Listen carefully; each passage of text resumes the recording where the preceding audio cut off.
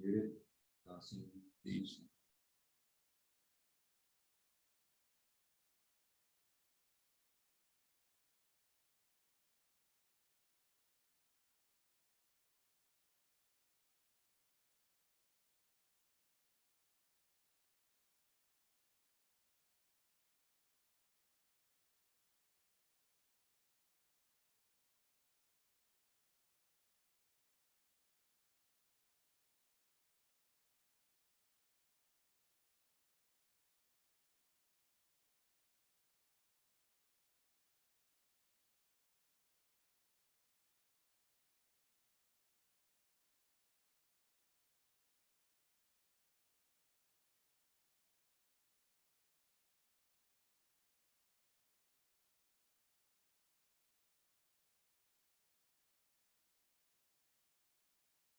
Bom, boa tarde a todos, boa tarde, pessoal.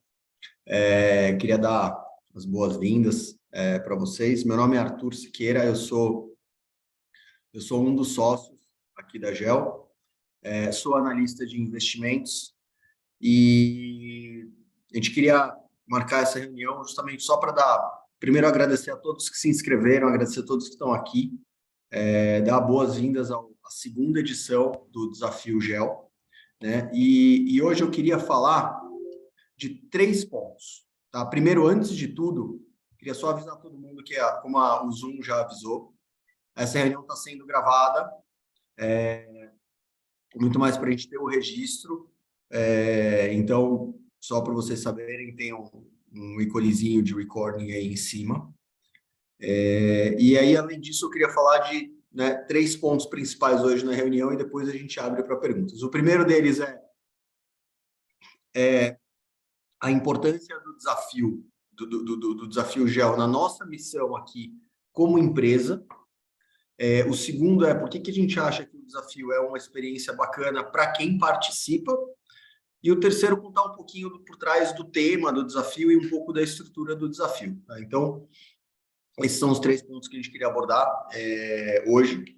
E aí depois a gente abre para perguntas. Vocês ficam à vontade para fazer qualquer pergunta, seja relacionada a esses 3 pontos ou alguma coisa que vocês já estão vivenciando e tem alguma dúvida em relação ao processo que já está andando.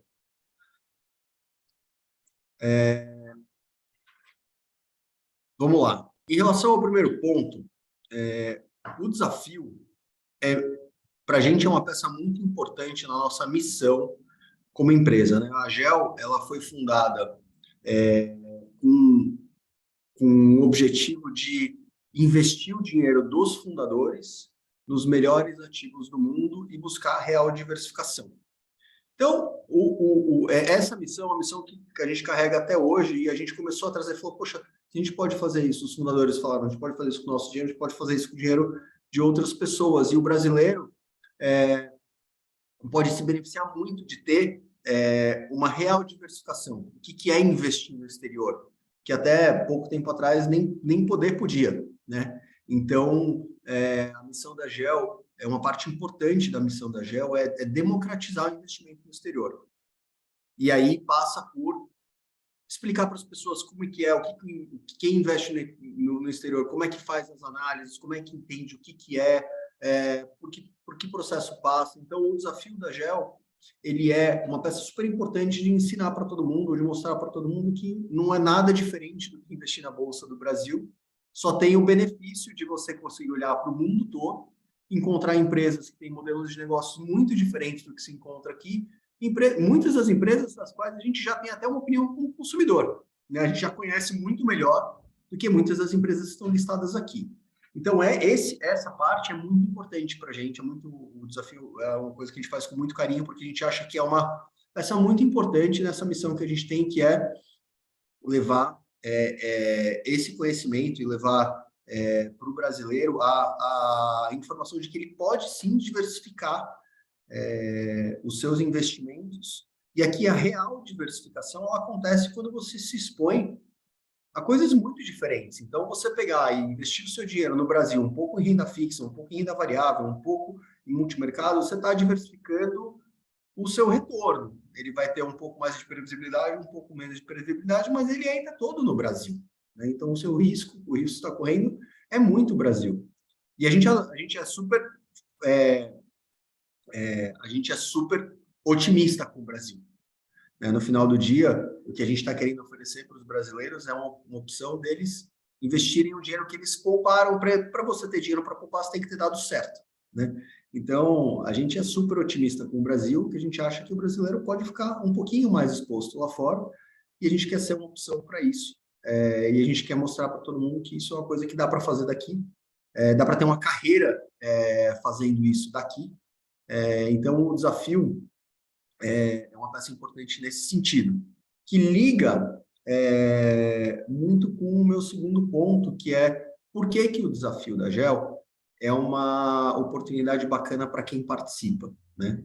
A gente montou o desafio de uma forma que ele reflete muito de perto a experiência de um analista de investimentos. Né? Eu sou um analista de investimentos e, puxa, boa parte do meu dia eu passo fazendo algumas das tarefas que a gente acha que vocês vão passar fazendo o desafio da GEL. Né? Então, o que eu consigo contar um pouco, assim, o desafio, ele tem 3 etapas. Né? A primeira etapa agora é um one-pager que vocês vão mandar com o nome da empresa e uma parametrização do que a gente acha que é importante olhar para as empresas que navegam bem em qualquer cenário. Né? Então, é um primeiro cheiro. Eu falo assim, poxa, acho que essa empresa aqui tem uma cara de ser uma empresa com as características de uma empresa que navega bem em qualquer cenário. Então, vamos passar pelo esse primeiro exercício. Essa primeira etapa do One Pager, ela parece muito com a primeira etapa que a gente tem internamente no nosso processo de geração de novas ideias.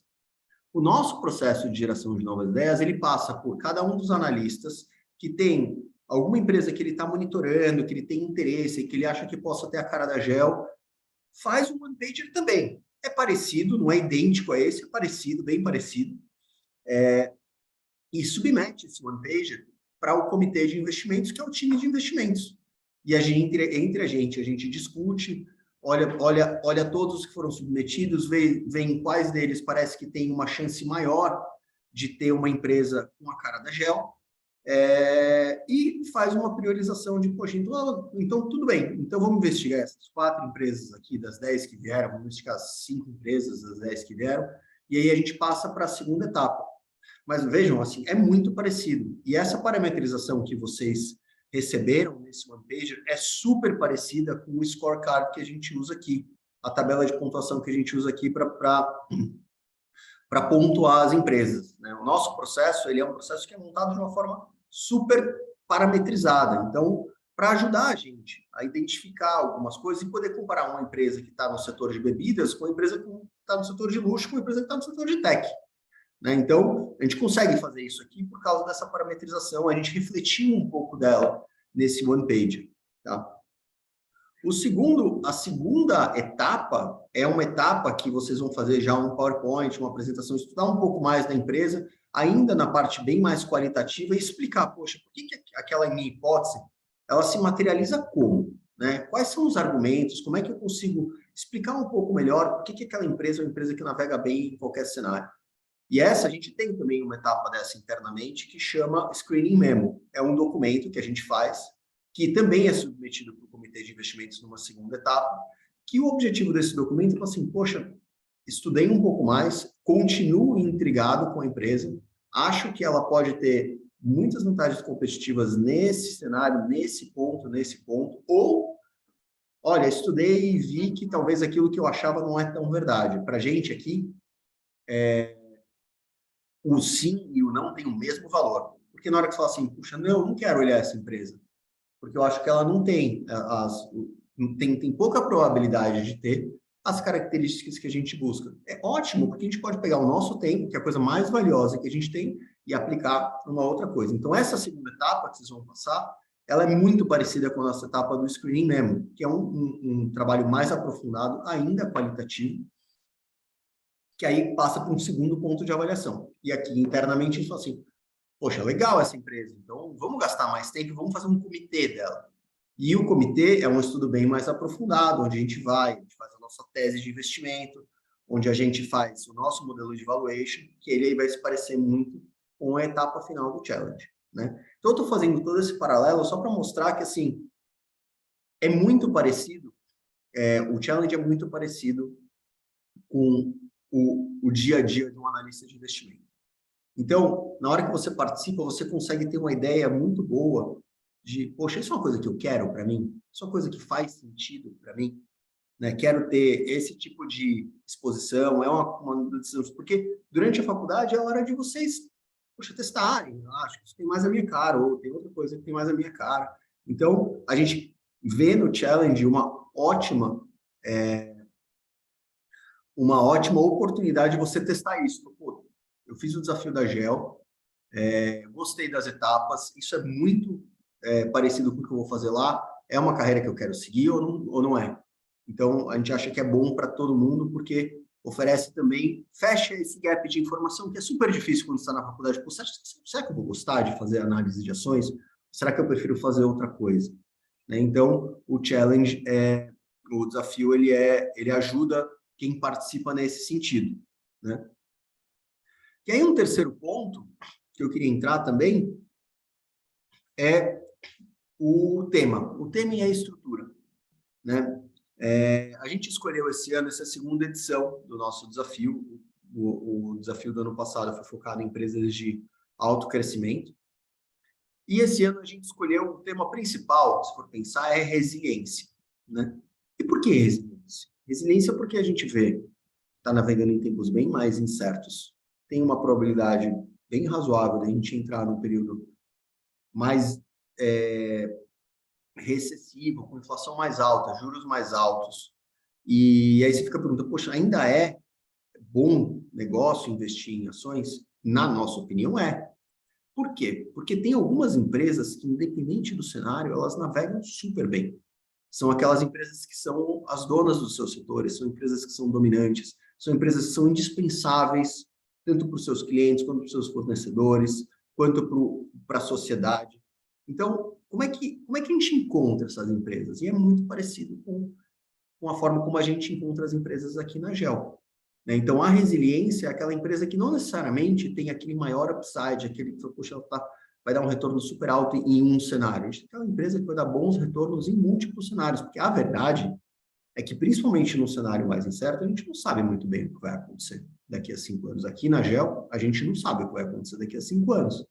Então, como é que a gente acha que a gente protege melhor o nosso portfólio? Como é que a gente acha que a gente encontra as empresas que melhor servem os nossos clientes como investimento?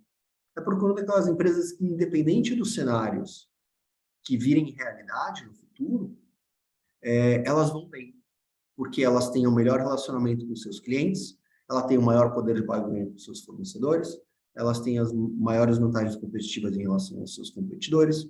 Então, esse é o tema desse ano, porque a gente acha que esse é um tema que é o que faz o investimento em ações ser um investimento bom para o longo prazo, porque no longo prazo vão acontecer tempos de vacas magras, vão acontecer tempos de vacas gordas, então a forma de você ficar investido e encontrar aquelas empresas que vão, ao longo de 5, 10 anos, triplicar, quadruplicar de valor, é procurar as empresas que têm essas características. Tá?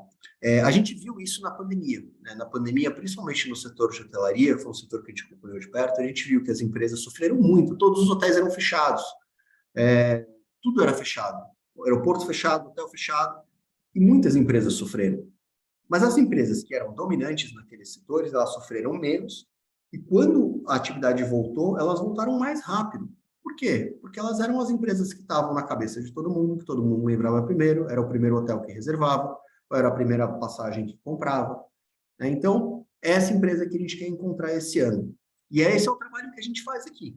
Então, esse ano a gente decidiu pegar essa pergunta que a gente tenta responder todo dia e colocar ela para vocês no desafio. Né? Então, a gente está super animado com o desafio desse ano, porque a gente acha que é muito parecido com o que a gente faz.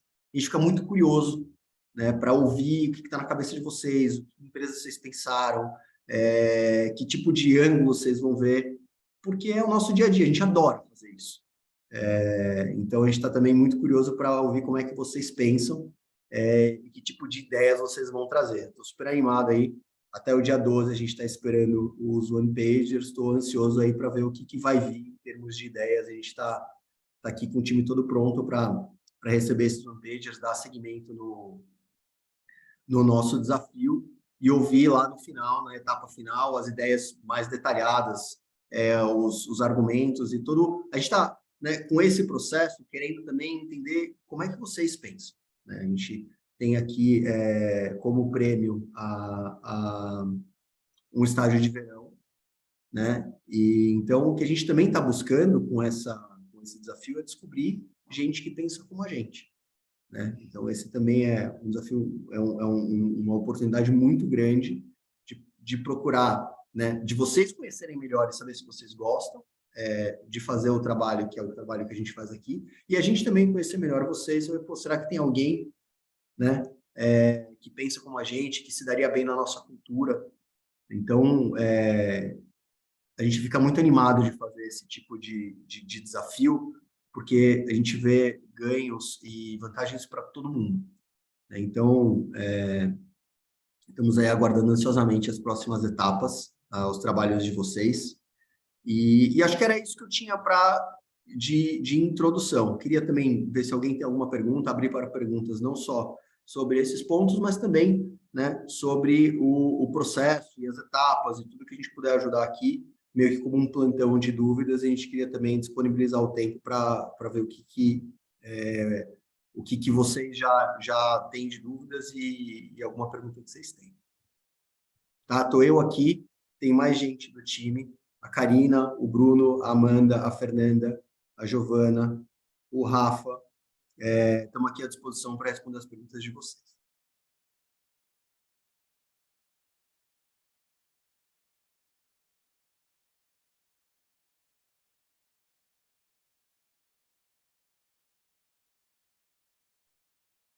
Boa tarde, tudo bem? Você está me ouvindo? Eu acho que... Fala, Lucas. Ótimo, perfeito. No OnePager tem um grande destaque em margens.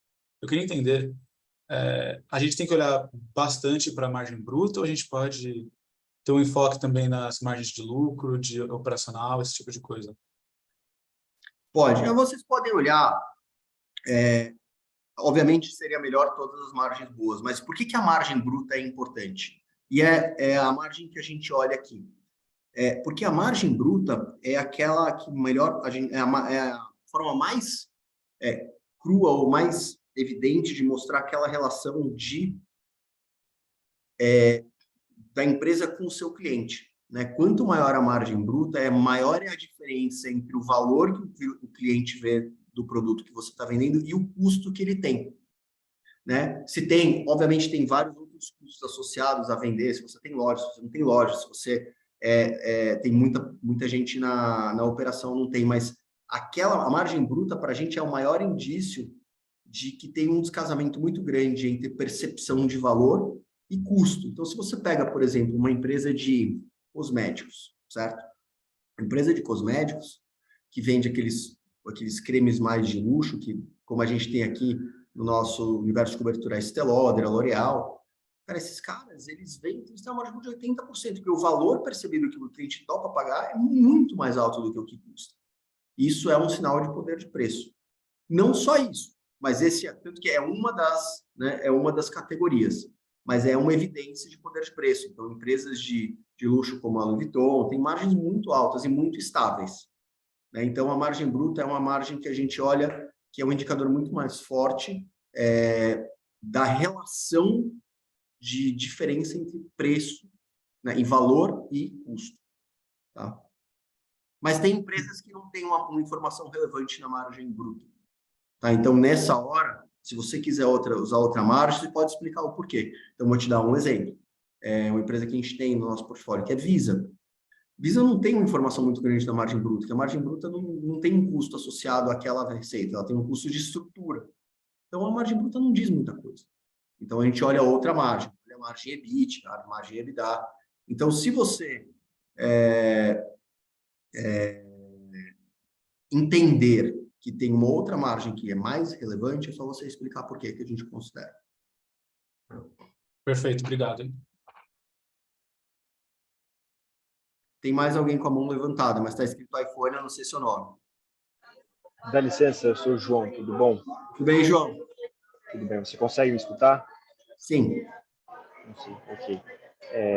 Como é que é o seu nome? Eu cheguei agora, você me desculpa. Arthur. Arthur, com questão da Visa, você falou que vocês não usam a imagem bruta, mas qual é o medidor ou o que você avalia a empresa, se não for a margem bruta? Isso que eu não entendi. Qual que é o que vocês usam na Visa, por exemplo?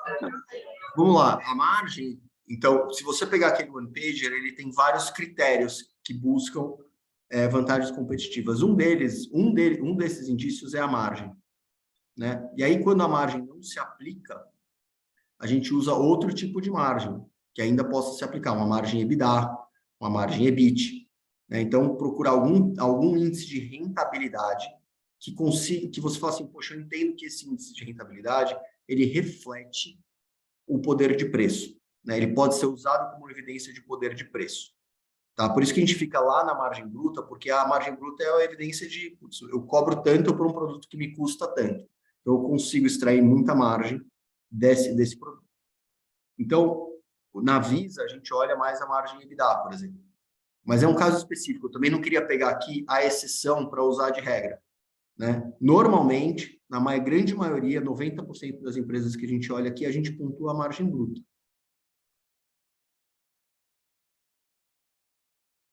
Respondido? Respondido. Obrigado, Arthur.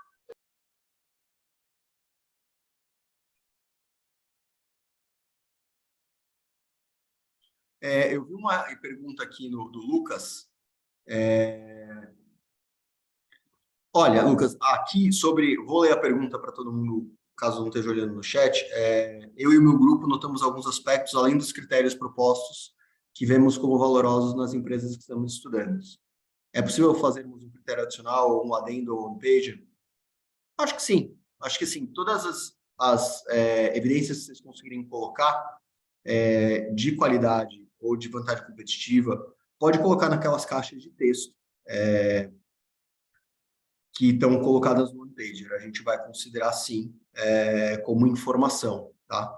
Aí vocês colocam na dimensão onde você acha que ela é mais aplicável, tá? E aí, com isso, a gente olha e adequa ali o argumento para a dimensão que fizer mais sentido. Não sei se eu respondi a sua pergunta.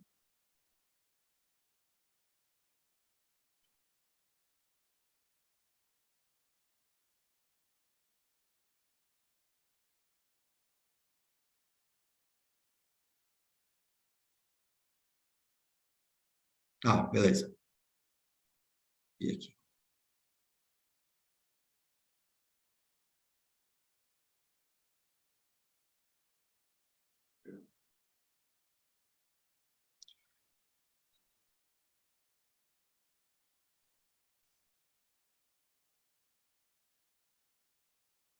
Ó, tem uma pergunta da Giovana aqui, eu vou ler para benefício de todo mundo. Tem uma pergunta em relação à margem bruta como um poder de preço. Vocês entendem que um tipo de poder de marca, fornecedores ou essencialidade do produto seria mais relevante para essa margem?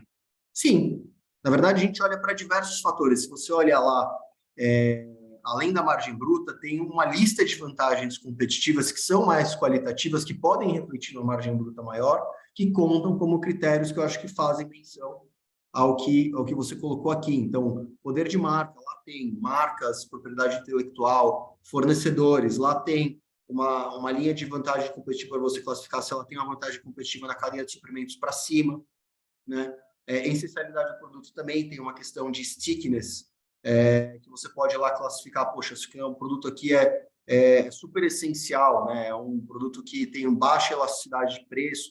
Então, se você for lá no one-pager, acho que vale até a pena aqui, a gente colocar o one-pager na tela,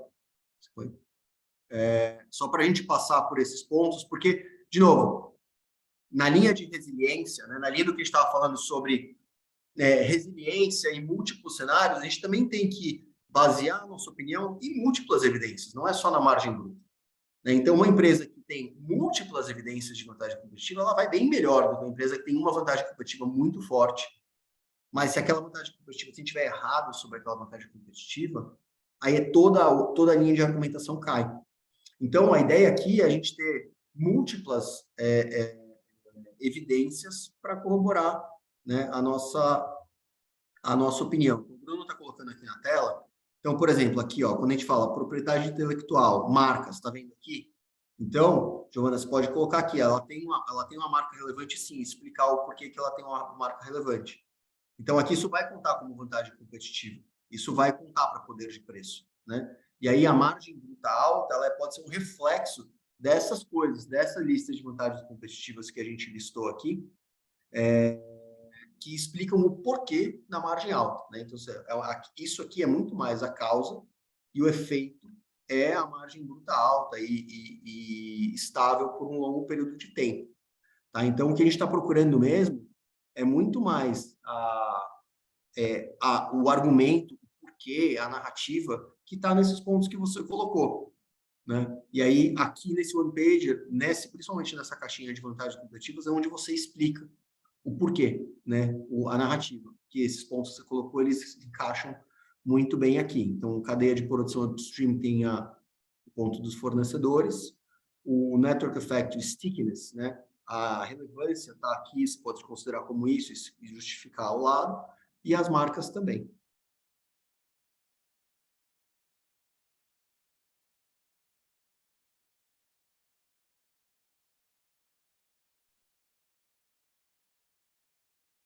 Bruno está com a mão levantada.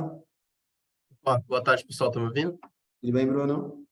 Tudo bem. Eu tenho duas perguntas. Uma é, no caso que se a gente optar por escolher uma empresa como a Visa ou um banco que não tem margem bruta, a gente pode usar outro tipo de margem nesse segmento? Pode. A margem que você julgar que é mais relevante, tá? De novo, a gente tá olhando para múltiplos indicadores. Então, você não tem margem, realmente, o banco não tem margem bruta. Então, você vai olhar para o quê? No banco. Você olha para uma margem operacional, olha para um cost to income, você olha para um net interest margin. Então, tem várias coisas que você pode triangular. E aí você só explica, né?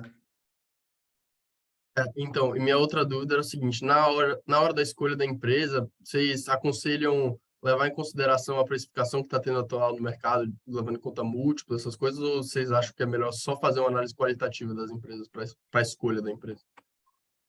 Olha, essa é uma ótima pergunta. Na verdade, o que a gente está procurando primeiro que é muito verdade para o que a gente faz aqui, é encontrar empresas resilientes e boas. Elas não necessariamente, seria ótimo que elas estivessem baratas, porque a gente pode comprar para o portfólio.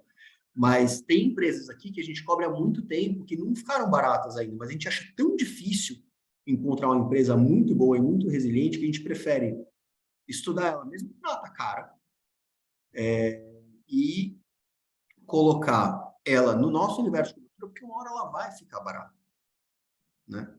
Então, não tem problema. Inclusive, falando um pouco do nosso challenge, do nosso desafio do ano passado, um dos grupos finalistas, eles fizeram uma recomendação: olha, a gente adorou a empresa, acho que a empresa é incrível, ela vai crescer muito, mas agora ela está cara.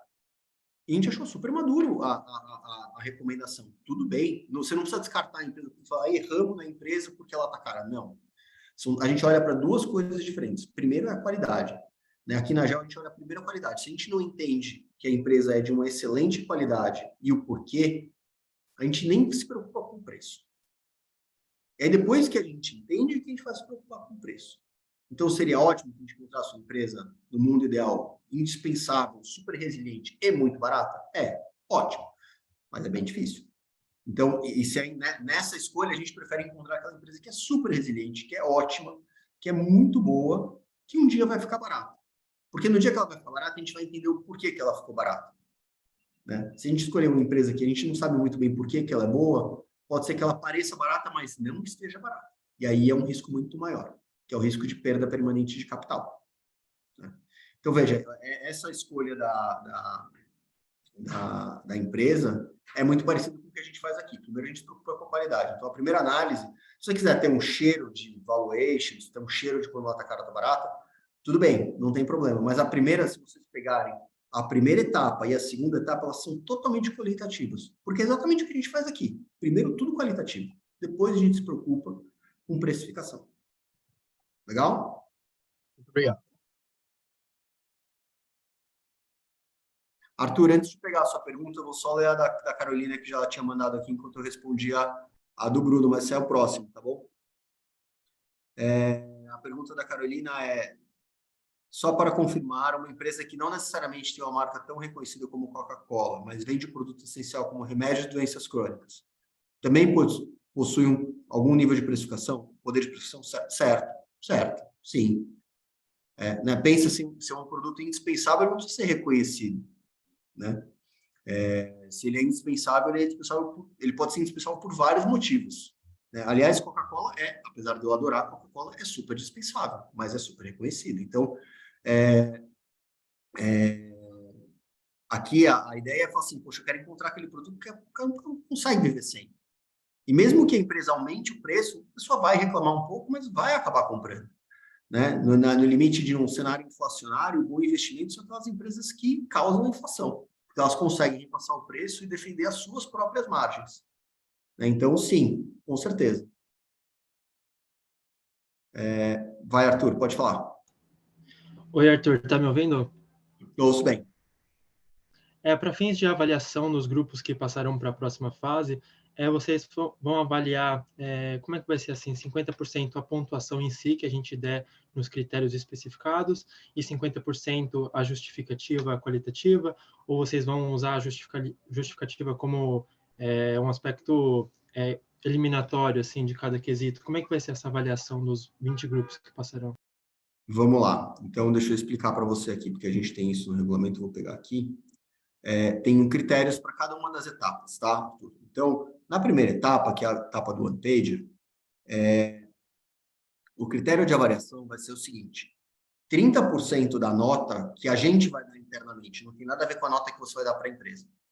30% da nota que a gente vai dar para o trabalho entregue vai ser a nota da empresa no scorecard. Então, se você escolher uma empresa que não é resiliente, você vai pontuar abaixo nesses 30%.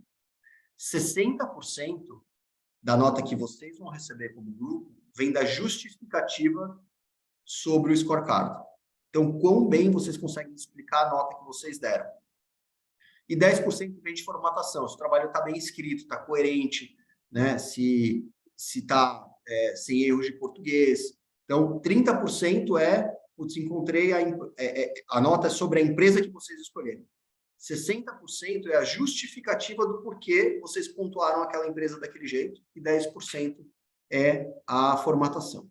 Quando você passa para a segunda etapa, esses pesos mudam um pouco, tá? Então, quando você passa para a segunda etapa, a etapa do screening memo, 80% é a nota do racional, porque os argumentos vocês já colocaram na primeira etapa. Então, como é que vocês discorrem sobre o racional, do conteúdo, e 20% a nota de formatação do PowerPoint, tá? E na última etapa, é 1/3 da pontuação, é a nota que a gente vai dar para quão bem escrita está a tese de investimento de vocês sobre a empresa. 1/3 é o modelo de valuation e 1/3 é a apresentação. Então, o critério de ponderação está tudo lá no regulamento, tá? Mas ele segue essas regras. Sim, perfeito, obrigado. Imagina. Arthur, posso só fazer um adendo, aproveitando que você comentou do critério de avaliação? Claro. Como o Arthur falou, ano passado, um dos grupos finalistas foi o único grupo, aliás, que sugeriu uma recomendação que não fosse compra para a empresa que eles estavam olhando.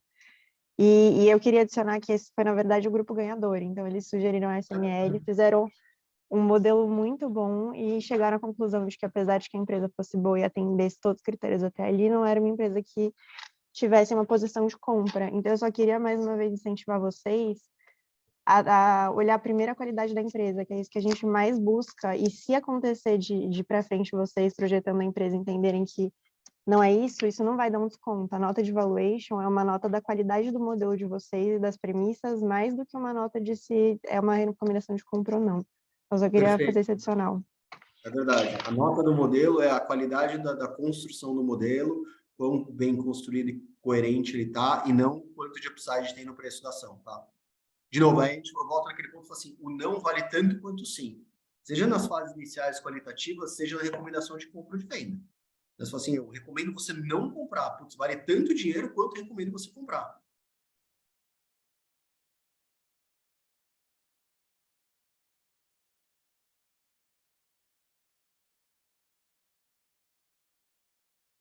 Olhando aqui no chat não tem nada.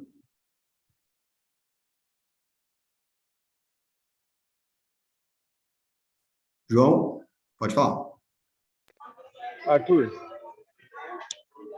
com relação, tenho duas perguntas. A primeira, será que eu e meu grupo teríamos acesso ao grupo que participou do ano passado? Será que nós podemos entrar em contato com eles? Porque a gente tem um bom grupo aqui, porém nós gostaríamos de entender realmente os critérios e como ir atrás desses critérios, não só entender o que eles são, mas como achar eles numa empresa. E a gente gostaria de usar como inspiração do ano passado para entender, pelo menos, o pensamento deles. Será que nós podemos entrar em contato com eles? Ou será que tem essas informações disponíveis em algum lugar? Essa é a primeira pergunta. Eu não entendi a primeira parte da sua pergunta. Nosso Eu entendi time que vocês gostaria querem de ter entrar em acesso, mas contato. o porquê que eu cortou. Tá. Meu time gostaria de entrar em contato com o time que participou ano passado. Tá bom. Nós entendemos o conceito, né? Entendemos como eles pensaram, como eles deram um approach nessa situação. Será que você me entende? Eu gostaria de saber se temos essa informação disponível para os concorrentes desse ano.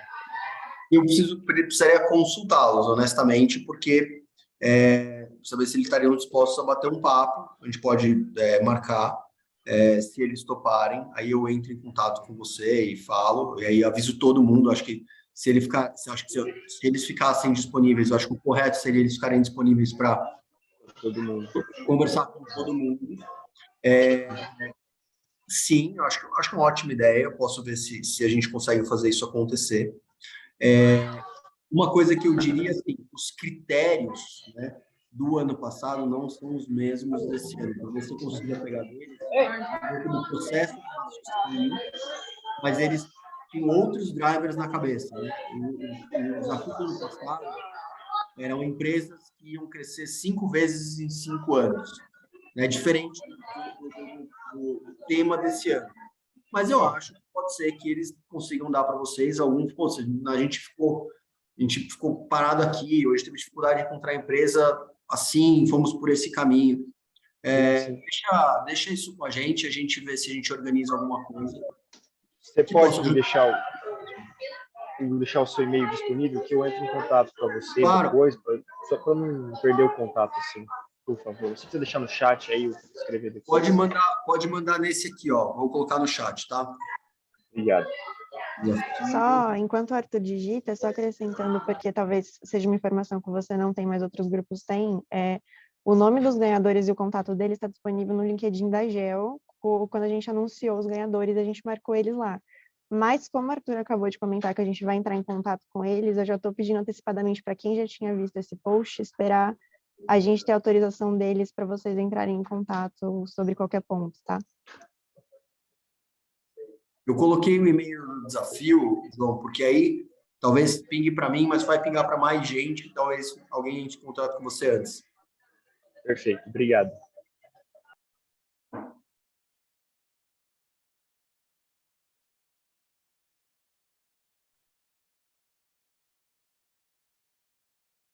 Mais alguma pergunta, pessoal?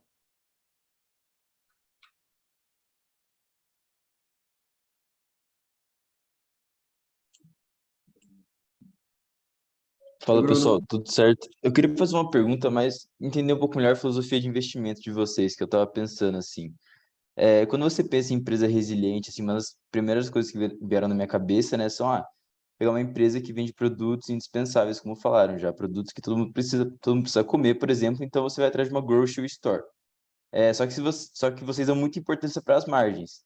Aí se você olha para um Walmart, por exemplo, que é uma empresa na teoria resiliente, com uma receita muito alta, mas ela não agrada o desafio, assim, de primeiro um one-pager. Então, daí eu fico esse pensamento na cabeça sobre a filosofia de investimento de vocês, eu queria entender um pouco melhor, assim, como vocês olham, por exemplo, para um Walmart. Ótima pergunta. É uma excelente pergunta. Uma coisa é você ter você ser um elo super importante da cadeia. Então, hoje, por exemplo, a gente não cobre o Walmart. Isso não significa, tá? Só para ser super claro, que a gente acha que o Walmart é um mau negócio, é um negócio ruim. Não é isso. Isso simplesmente significa que a gente não tem uma opinião, não tem uma tese para o Walmart. Mas aí, né, o que a gente olha? Como é que a gente pensa? Assim, poxa, se tem uma empresa que ela tem uma relação muito forte com o seu cliente, tá? Significa que ela consegue ter clientes recorrentes e business que são mais estáveis. Por outro lado, a gente entende que margem varia, né, ao longo do tempo. Então, a gente olha para margens altas, por quê? Porque é melhor ter um business que é indispensável e tem margem alta, porque se a margem do cara cai pegar de 38%, né, de 40% para 35%, ela caiu de 40% para 36%, só para me facilitar a conta. Caiu 10%, 10%, né? Agora, se ela cai de 10% para 6%, ela caiu 40%. Então, níveis absolutos de margens altas garantem uma resiliência maior do fluxo de caixa. O Walmart é um business com uma margem mais baixa, principalmente quando você vai descendo. Margem EBIT, margem... Então, sim, cara, dificilmente o americano conseguiria viver sem ir no supermercado. Mas ele consegue, pedir no aplicativo, ele consegue ir no Walmart, ou consegue ir em outro supermercado. Né? Então, eu queria também separar assim, o elo da cadeia é indispensável, mas será que a empresa é indispensável?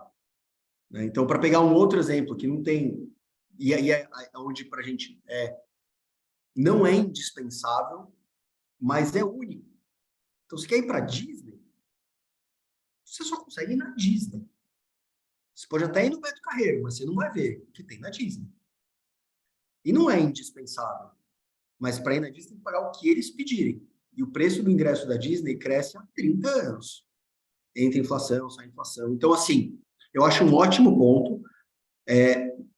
Mas aí você tem que pensar assim, como investimento, né, a gente olha assim, a relação com o consumidor, se ela é uma relação onde a empresa tem muita força de influenciar o consumidor, e se ela tem margens mais altas. Porque em momentos mais voláteis, se a margem varia um pouco, ela pode significar muito do absoluto, né? Então, esse ponto para onde a gente pega, e de novo, a gente não tem opinião sobre o Walmart, mas onde pega para a gente no Walmart, que a margem é baixa. O cara ganhando muito volume. Ele tem um volume muito alto. Em dólares, a margem dele é muito alta, em percentual ela é baixa.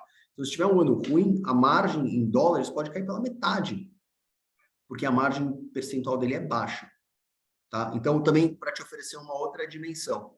Então, o que a gente procura aqui? Empresas que têm margens altas e estáveis. É difícil de encontrar? É super difícil de encontrar. A gente olhou já 600, 700 empresas na nossa história, e a gente tem hoje 60 empresas que a gente cobre. Então, não é um negócio fácil. Mas é sim possível você encontrar uma empresa que tem uma margem muito alta e muito estável e é indispensável. É mais difícil. Tranquilo. Obrigado, Arthur. Imagina.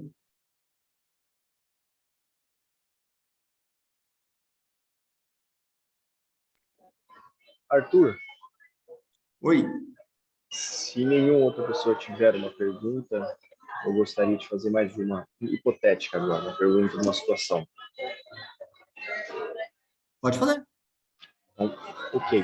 Vamos dizer que eu tenho duas ideias, eu tenho duas empresas para apresentar, eu estou questionando agora. E uma delas tem uma relação muito exclusiva com o cliente, por exemplo, é uma empresa que está se desenvolvendo, que tem uma clientela fixa, ou seja, ele é um produto diferenciado, ou uma experiência de tipo a Disney, por assim dizer. Tá. É só a Disney que você consegue. Esse tipo de relação. Porém, no outro lado, eu tenho uma empresa que está desenvolvendo e ela tem um potencial de mercado muito grande. Por exemplo, o Walmart. Ele tem um potencial de mercado quando ele era uma companhia pequena muito grande, porque a área que ele estava lidando era assim, eu vou fornecer produtos gerais. Então, é um puta potencial, um mercado especial. Qual dessas duas opções, com essas informações que você tem agora, você decidiria, ou a sua empresa decidiria? Ou vocês me diriam assim, João, preciso de mais um critério para decidir? Não, eu acho assim, eu acho que é um ótimo ponto, tá? Com a informação que você me deu, a gente prefere, por exemplo, aquelas empresas que, mesmo que estão num nicho menor, sejam donas daquele nicho.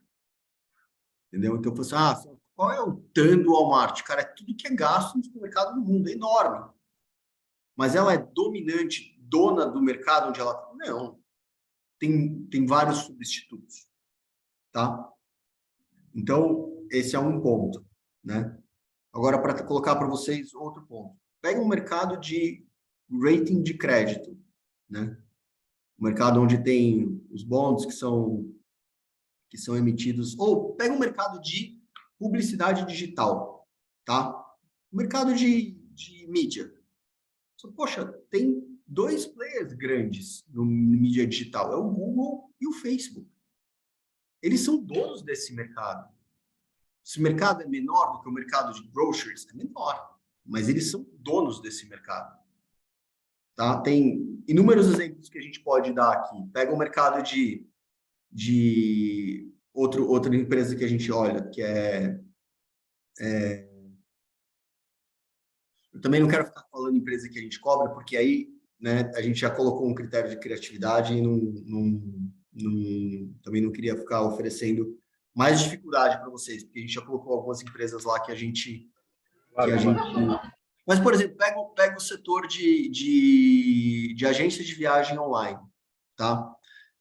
Que a Booking está lá na lista, então posso falar dela tranquilamente. Tem dois grandes players. Um setor que é super nichado e tem toda aquela discussão, mas será que um dia o Google vai entrar no setor de viagens online? Pode ser, mas enquanto ele não entra, tem dois players, tem a Booking e tem o Expedia. Então, para a gente, tem inúmeros motivos pelos quais a gente gosta mais de Booking, e posso entrar com vocês nesses motivos depois do desafio. Mas eles são o dono daquele mercado, entendeu? Então, tem uma questão, porque quanto mais dono você é do mercado, mais forte é a sua relação. Menos switching, mais alto é o switching cost. Né? Então, o cara pode ir num outro supermercado, ele pode ir num mom and pop shop e resolver o problema dele que ele resolveria no Walmart. É mais fácil ter no Walmart? Muito mais fácil, enorme, resolve tudo, é mais barato, mas ele pode resolver. Então, nessa dicotomia, eu sozinho, diria, com a informação que você me deu, eu iria naquela empresa que tem uma relação muito mais forte, mesmo que ela seja menor, mas seja dona de um nicho que é menor. Perfeito, isso responde a pergunta fantasticamente. Obrigado. Nada.